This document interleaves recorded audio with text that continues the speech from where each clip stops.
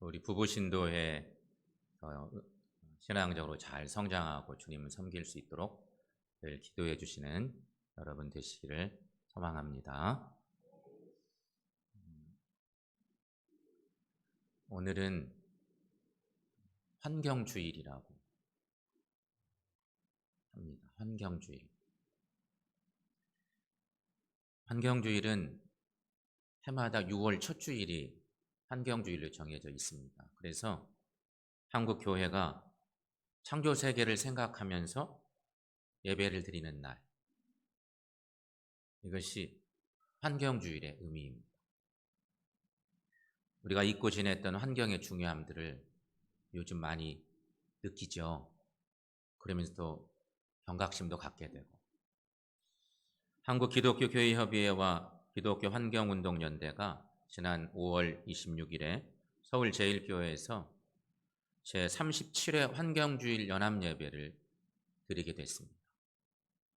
예배를 드리면서 기후위기 극복과 창조세계 회복을 위한 노력을 다짐하게 됐는데, 이때 예배를 드리는데 설교로 나섰던 쌍샘 자연교회 백영기 목사님이라는 목사님이 설교 중에 이런 이야기를 언급하셨습니다. 코로나19 사태는 현대판 바벨론 사건이라고 생각합니다. 기후위기로 모든 생명이 어려움에 떠는 이때에 교회는 생명의 가치를 머리 위에 두어야 한다고 주장합니다. 이런 얘기를 설교의 요지 속에 담은 것입니다. 성경 속의 바벨탑 사건은 교만한 인간이 하나님을 대적하다가 심판받은 유명한 성경 이야기죠. 코로나19 사태는 현대판 바벨탑 사건과 그렇게 견뎌볼 수 있겠다, 이런 언급을 하면서 교회는 생명의 소중함을 늘 기억하고 살아야 된다, 이런 얘기를 한 것입니다. 사랑하는 여러분, 환경 문제가 지구적 위기가 된 것은 산업화와 난개발 때문입니다. 그건 분명한 사실입니다. 산업화가 불러온 이 후폭풍이 이 환경 문제, 지구적 위기를 불러온 것이죠. 좀 덜 개발하고 덜 쓰고 살았으면 이 오단 좀 나을 텐데 우리가 그렇게 쓰고 사는 것입니다. 코로나 때문에 뭐가 막 멈추고 쉬고 그랬더니 오존층이 막 더 어떻게 회복되고 물도 맑아지고 뭐 미세먼지 이런 것들도 많이 사라지고 이랬다는 얘기를 우리가 많이 듣잖아요.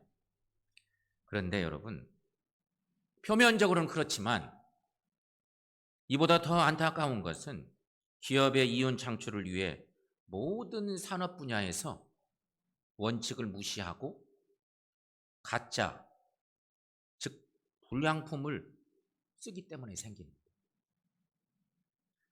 중요 요지마다 진짜 정품을 쓰고 정직하게 관리하고 회사도 운영하고 이랬더라면 훨씬 덜 할 걸. 잘 안 보이는 곳은 불량품 쓰고 폐수 막 함부로 내보내고 그러면서 이윤을 창출하고, 우리는 잘 모르잖아요.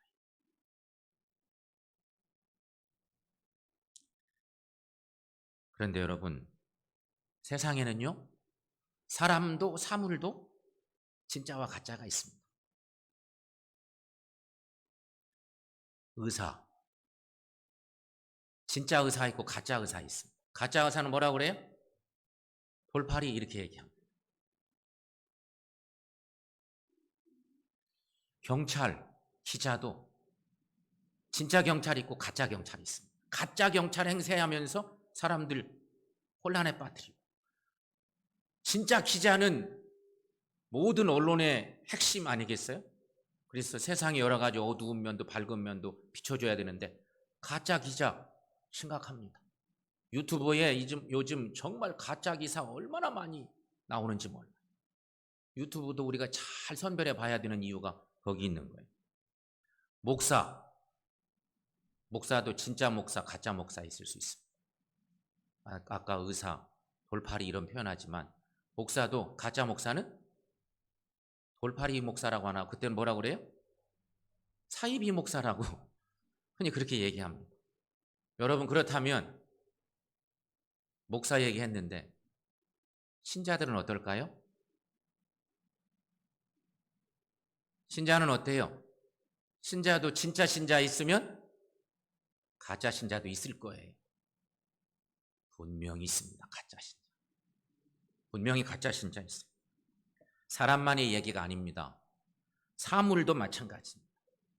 자동차도, 전자제품도, 휘발유도, 의류도, 가방도 모두 일명 짝퉁이 있습니다.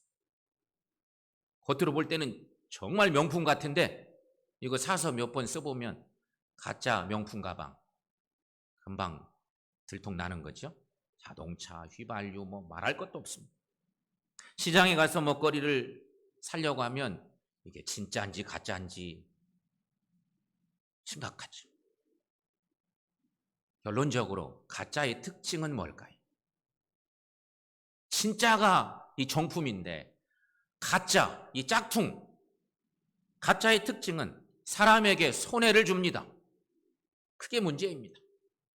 가짜의 특징은 심하면 사람을 죽게 합니다. 그것이 문제입니다.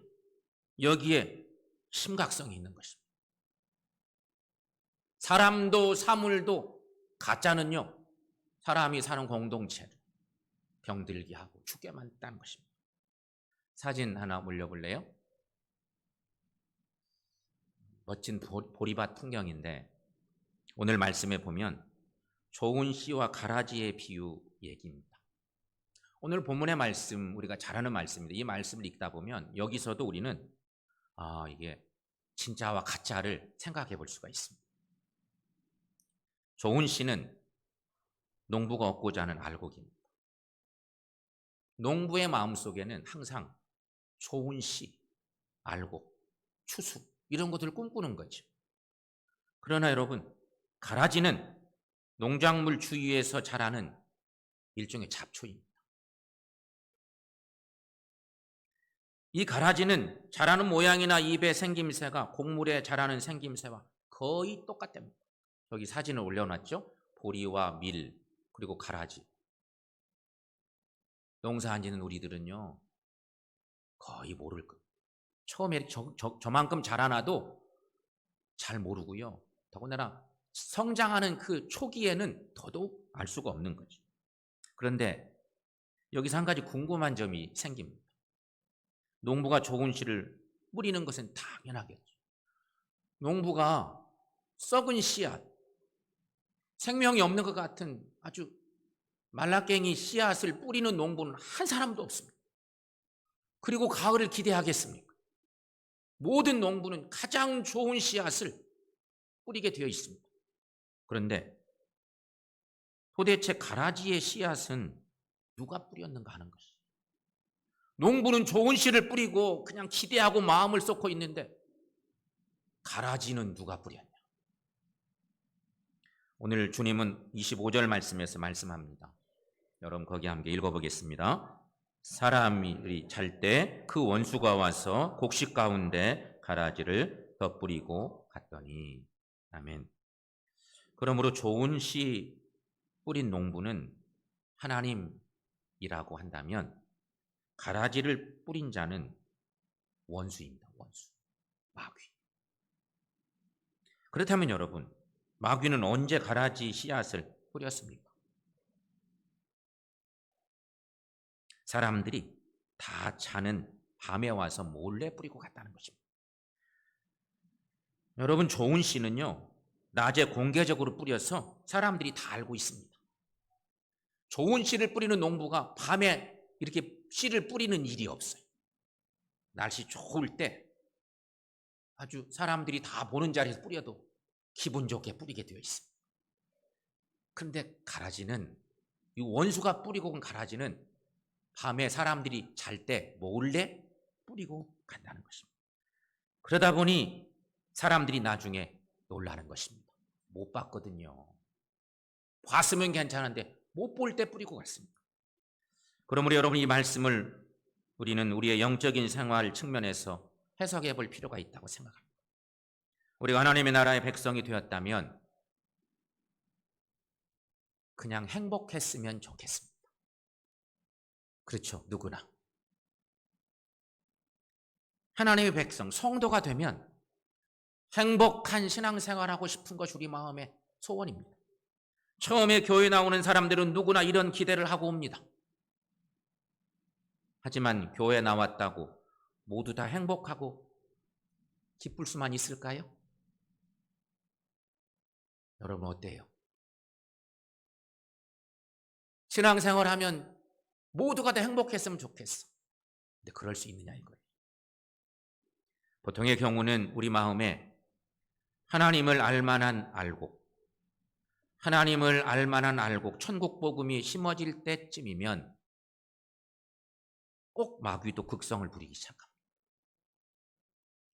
구원의 은혜를 경험하고 내 신앙이 자랄 때쯤, 내 신앙이 성장할 때쯤, 내가 뭔가 교회를 안다고 생각할 때쯤, 이제 열매를 맺어가는 그 시기쯤 문제가 생기는 것입니다.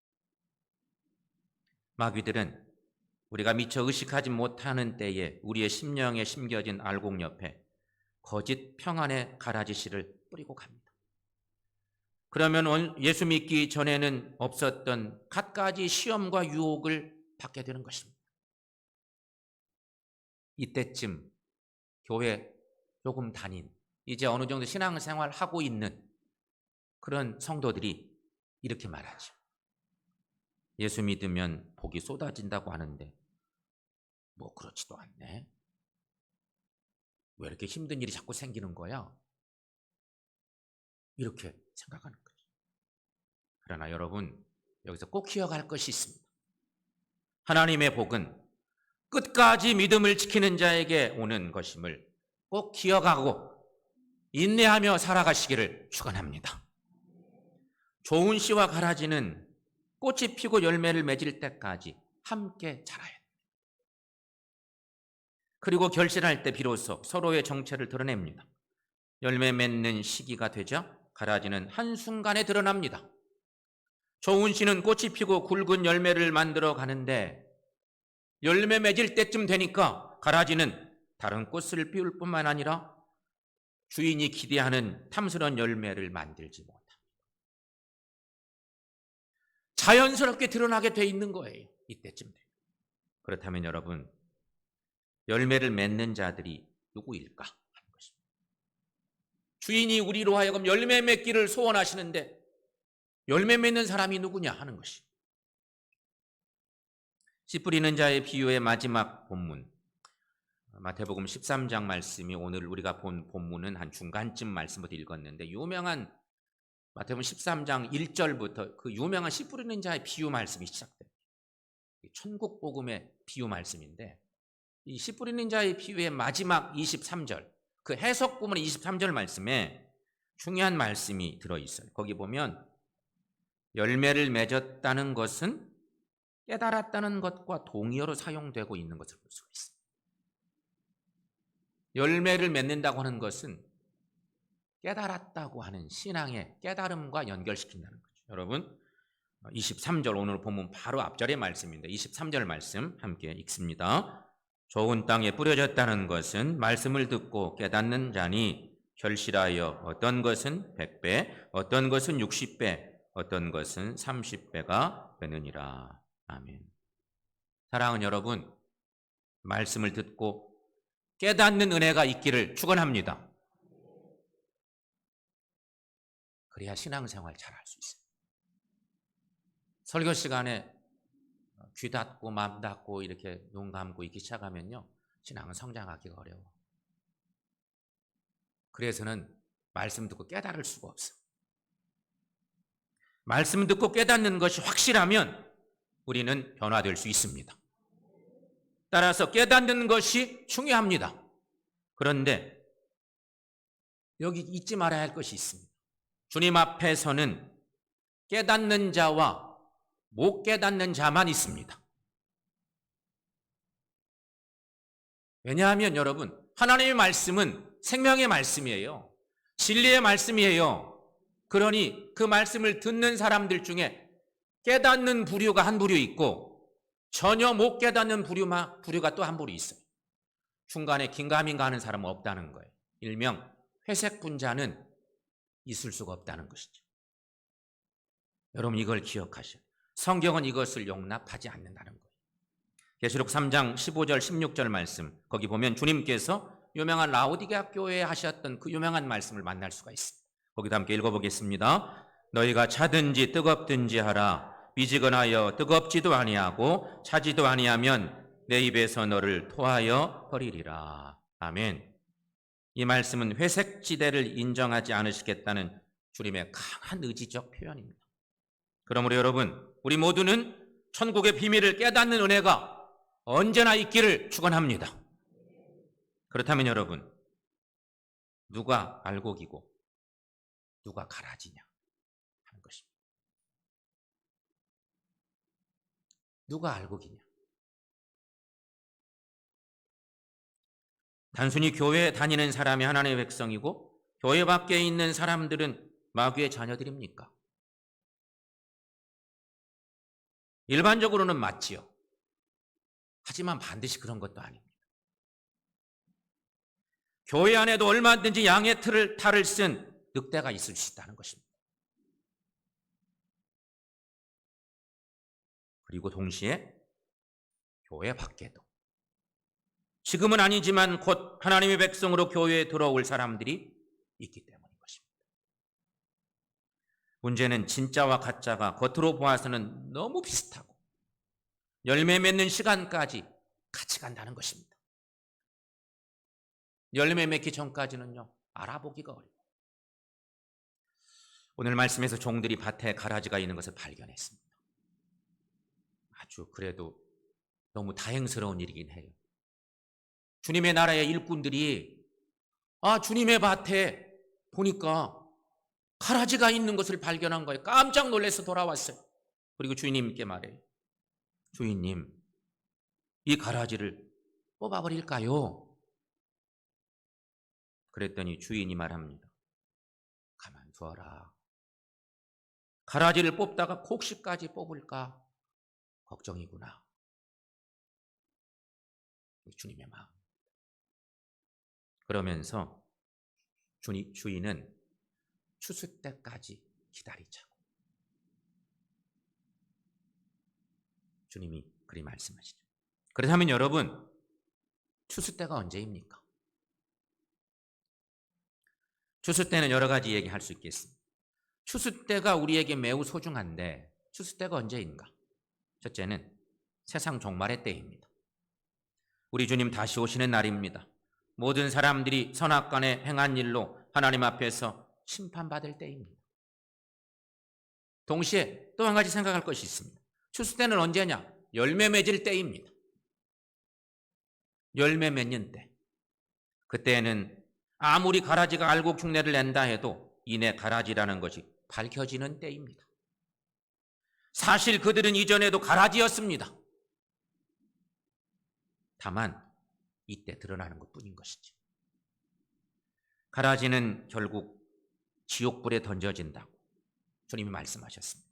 오늘 보면 40절 42절 말씀에 보면 그렇게 말씀하죠. 그런데 41절을 보시면 주님께서 이 가라지를 모든 넘어지게 하는 것과 불법을 행하는 자들이라고 말씀하고 계십니다. 이 말씀은 가라지의 성질과 가라지를 뿌린 자의 정체를 분명하게 밝히고 있는 말씀이죠. 앞에서 말씀드린 것처럼 여러분 심령에 천국의 씨앗이 심겨진 후, 천국의 씨앗이 심겨졌다는 것은요, 구원받은 주의 자녀가 된 거예요. 주님이 열매를 기대하셔도 초울성 싶을 때쯤, 신앙이 많이 성장하고 단단해졌을 때쯤, 여러분 심령에 천국의 씨앗이 심겨진 후, 그때쯤 마귀는 여러분이 눈치 못 챌 때쯤 가라지를 덧뿌리고 간다는 것입니다. 이 가라지가 바로 여러분의 신앙을 넘어지게 하는 시험과 유혹으로 작용하게 한다는 것입니다. 그래서 그들의 이름이 믿음을 넘어지게 하는 자들이라고 해서 모든 넘어지게 하는 것. 또 주님은 그들을 가리켜서 불법을 행하는 자들이라고 말씀하고 있는 것입니다. 우리의 신앙을 병들게 하고 주님의 영광을 가려내는 가라지. 우리가 신앙적으로 섰다 싶었는데 꼭 그 시간대쯤 몰래 와서 가라지를 뿌려서 우리의 신앙을 병들게 하는 원수, 마귀의 어떤 실체. 그것이 결국 가라지의 모습입니다.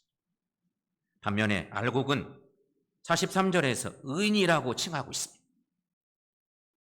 의인들은 자기 아버지의 나라에서 해같이 빛나리라고 말씀하고 계십니다.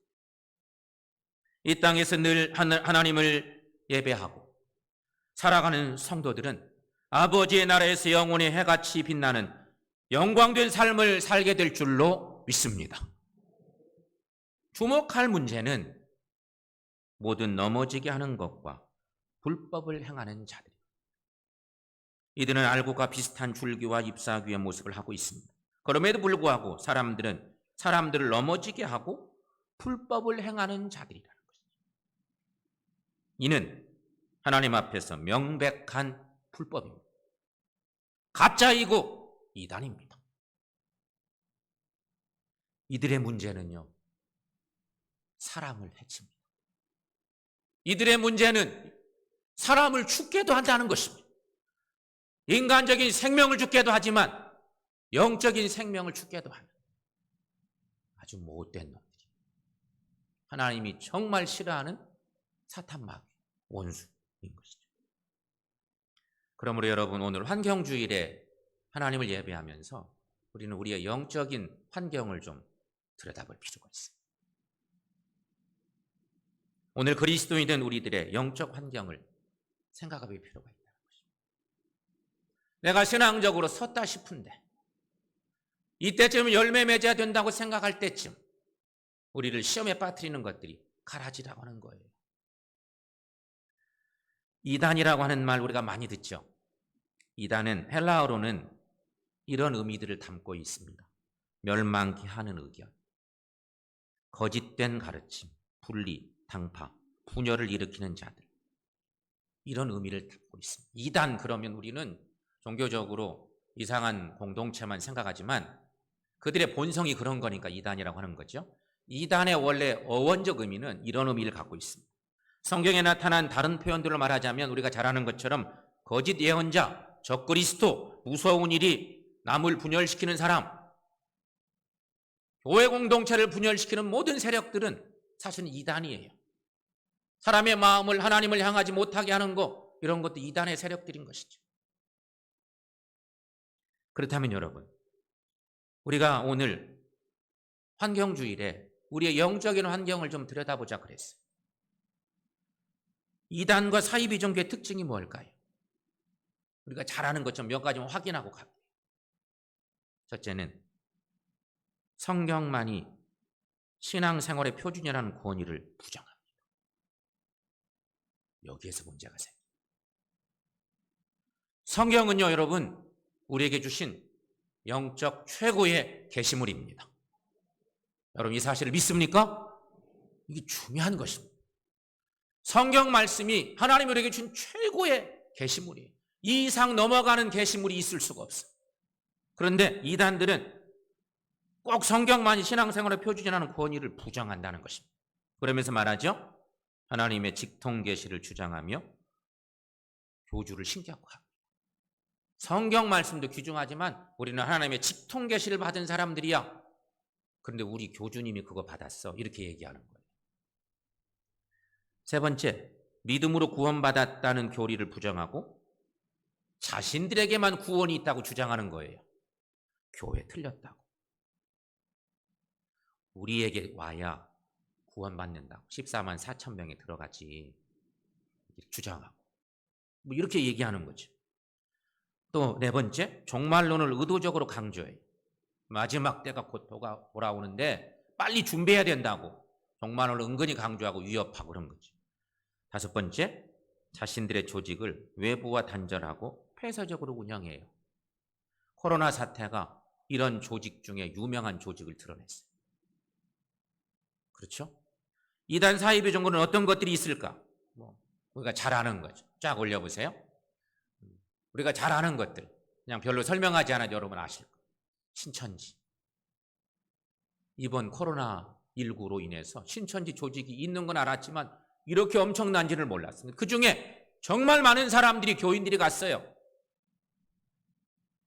그리스도인들이 신앙적으로 여러 가지 병들면서 신앙적으로 섰다 싶은데 이상한 것들이 들어오기 시작하는 거예요. 가라지를 싹 뿌리고 하니까 그것에 혹해서 그쪽으로 간 거죠.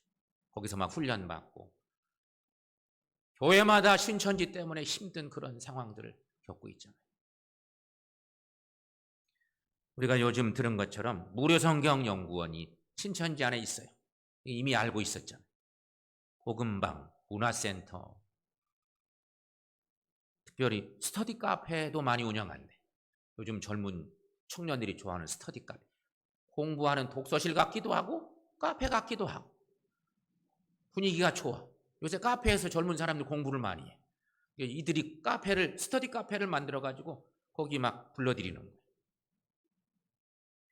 구원파 박옥수 목사, 기쁜 소식 선교회, 체육관 집회를 막 하면서 거듭남의 비밀을 막 자꾸 강조하고, 우리가 구원 문제 때문에 막 고뇌하고 막 그러니까 거기 막 쫓아가는 거예요.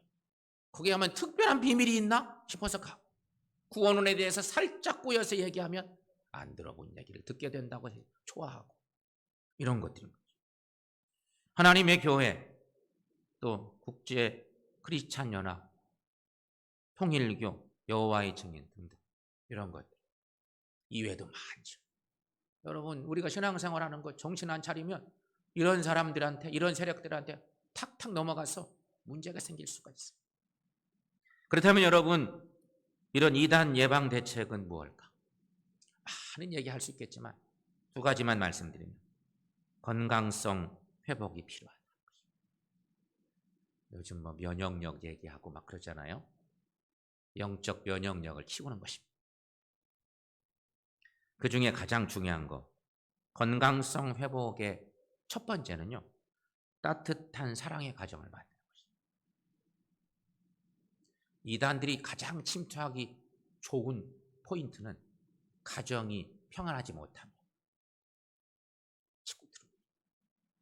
따뜻한 가정, 사랑의 가정을 이루면 문제가 없는 거죠.